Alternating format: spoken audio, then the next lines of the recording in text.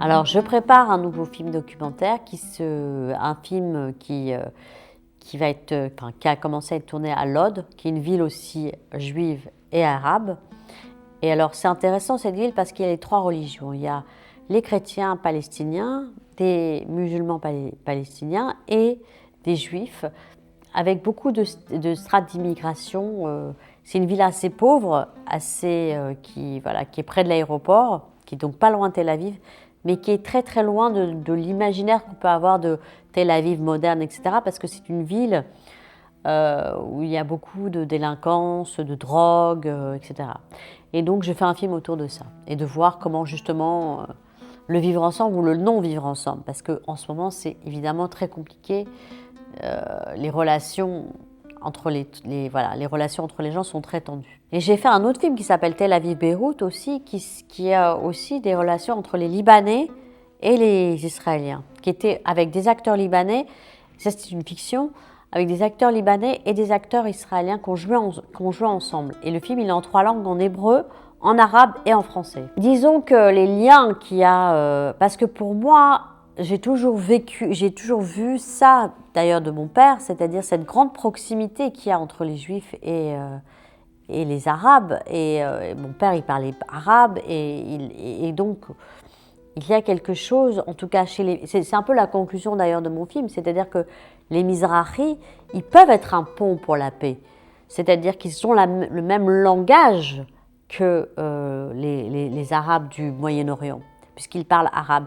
Et c'est intéressant par exemple de voir que dans des endroits comme Beersheva, ou comme des endroits en Israël comme Beersheva, ou par exemple Ofakim ou Yerouham, il y a des liens entre les juifs mizrahi et les arabes. Ils parlent la même langue, ils sont marchés, ils parlent en arabe, etc., etc. Il y a plus de proximité avec les mizrahi et les palestiniens qu'avec les ashkénazes. Et quelque part pour moi, et c'est un peu aussi la conclusion de mon film, c'est-à-dire que je me suis dit, finalement, peut-être que l'erreur d'Israël, ça a été de vouloir faire un pays avec une identité européenne, occidentale, parce que c'était le top, parce que c'était considéré comme le top de la culture, etc. Or, c'est ne pas considérer le fait qu'Israël est au Moyen-Orient, et qu'on ne peut pas faire un pays européen au Moyen-Orient. C'est une illusion, il faut s'adapter en fait. Et qu'on aurait dû, cette population mizrahi qui aujourd'hui représente plus de 50% de la population, aurait dû être beaucoup plus mise en avant, parce qu'elle aurait pu créer des liens beaucoup plus forts, au lieu de les discriminer et de leur faire honte de leur identité, de les mettre comme un lien entre Israël et le Moyen-Orient, parce qu'ils ont la même culture en fait. Il y a beaucoup plus de... C'est-à-dire que ce qu'on voit souvent, c'est même entre politiques, c'est-à-dire qu'ils ont une mentalité à l'occidentale. Donc forcément, il y a un gap de culture.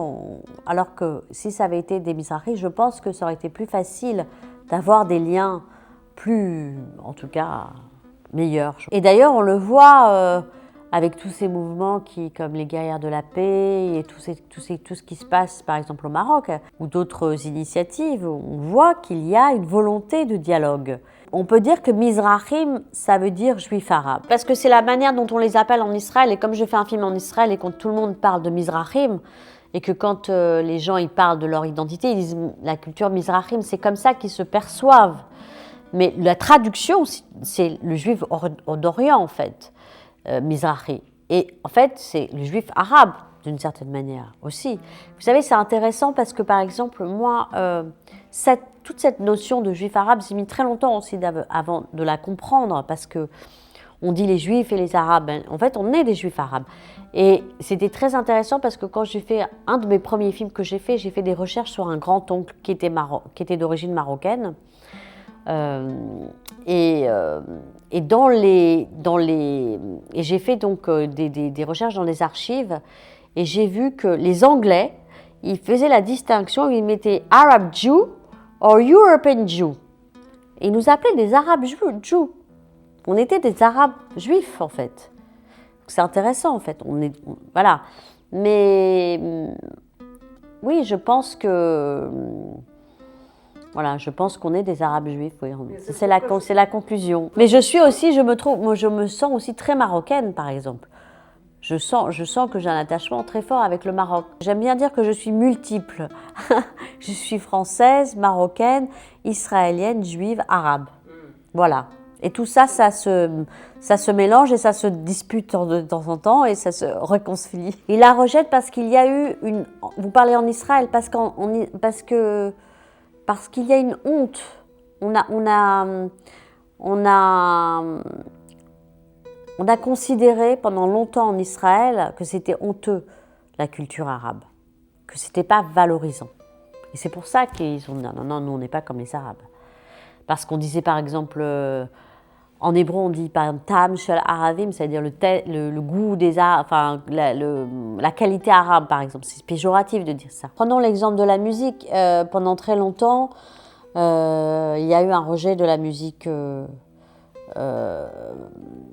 orientale. Et maintenant, en Israël, il y a par exemple l'orchestre andalou qui fait avec le oud, vraiment très oriental et tout. C'est vraiment devenu très apprécié. Les Ashkénazes, maintenant, ils vont à ces concerts-là. Mais c'est très nouveau, ça. Pendant très longtemps, ça n'a pas été valorisé. Ça n'a pas été valorisé. Il n'y avait que la musique classique et c'est très nouveau qu'on valorise, par exemple, l'orchestre andalou, ils appellent l'orchestre andalou d'Ashdod. Ils font des concerts et il y a beaucoup d'Ashkénazes maintenant qui vont à ces concerts.